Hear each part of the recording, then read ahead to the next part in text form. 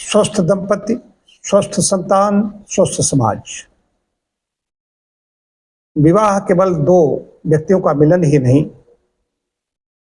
उससे आगे पीढ़ियां बढ़ती हैं, समाज का निर्माण होता है।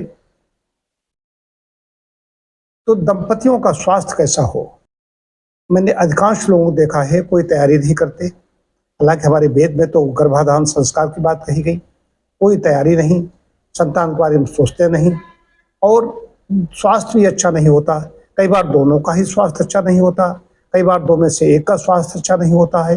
अस्वस्थ शरीर है, अगर स्त्री का, पत्नी का स्वास्थ्य अच्छा नहीं है, उसी अवस्था में गर्भधारण वो कर ले तो बड़ी मुश्किल हो जाती है, व्यापत पैदा होती है। कई बार जच्चा बच्चा दोनों के ऊपर संकट आ जाता है। ये खूब देखते हैं, सब लोग जानते हैं।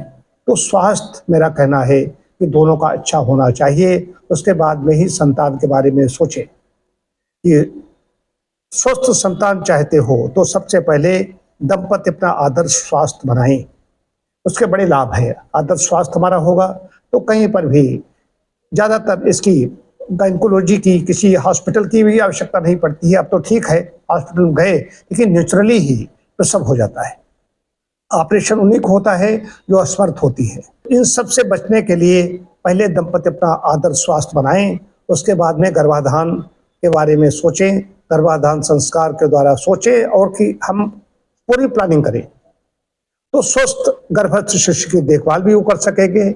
उसके बाद उसका शैशव काल कैसा होगा, उसका ठीक तरीके से वो पालन पोषण कर सकेंगे। ये सब योजनाएं बनानी पड़ती हैं। वो क्या रहा है, संतान उत्पत्ति हो गई, संतान हो गई, उसका शिक्षा दीक्षा सब कुछ, उन्होंने कोई प्लानिंग नहीं थी, और फिर वो परेशान होते घूमते रहते हैं। अच्छा, एक चीज़ और है, कई बार कुछ लोग सोचते भी हैं, उन्होंने सोचा कि 3-4 साल बाद में ही हम संतान के बारे में सोचेंगे। स्वास्थ्य के बारे में सोचते नहीं सोचते अलग विषय है, तो समाज के लोग दबाव बनाने लगते हैं, अभी उनके संतान नहीं हुई, आजकल बिना दवा इलाज के कोई संतान नहीं होती, ऐसे भी दबाव बनने लगते हैं, स्त्री पुरुष दोनों पर ही बनने लगते हैं।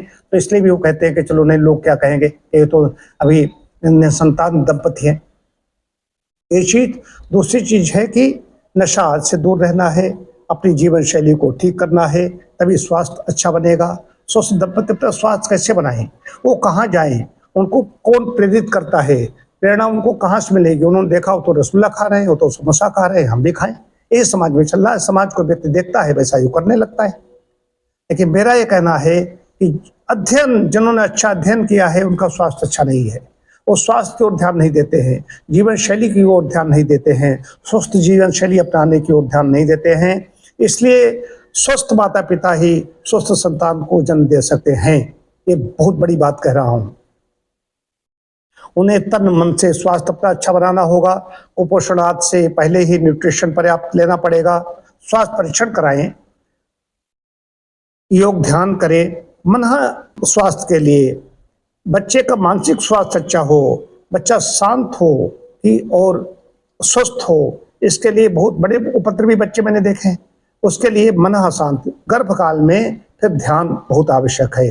दोनों ही दंपति बैठें, ध्यान के लिए बैठें, और आवश्यकता पड़ रही है तो अपने चिकित्सक से संपर्क करें।